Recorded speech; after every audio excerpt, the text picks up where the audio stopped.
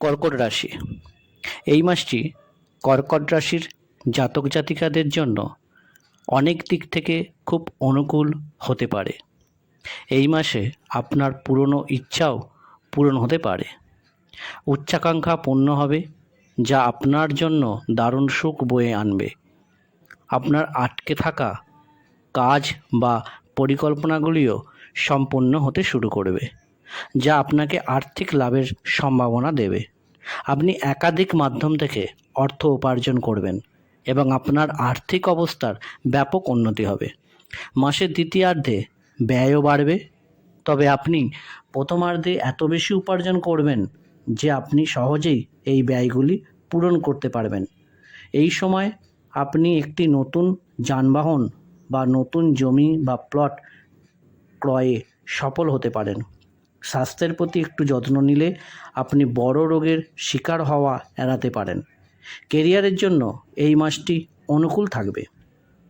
যদি আমরা ছাত্রদের কথা বলি, এই মাসটি পড়াশোনার জন্য ভালো হবে, কারণ আপনি পড়াশোনায় আগ্রহী হবেন। তবে অন্যান্য অনেক কাজেও আপনার মনোযোগ আকর্ষণ করবে।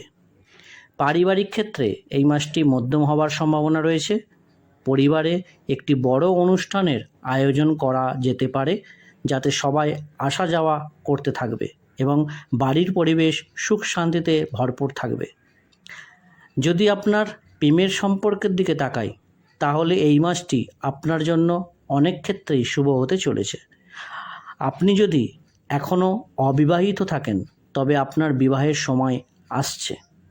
আমরা যদি আপনার আর্থিক অবস্থার দিকে তাকাই, তাহলে এই মাসটি আর্থিকভাবে আপনার জন্য সমস্যাবহুল হতে চলেছে।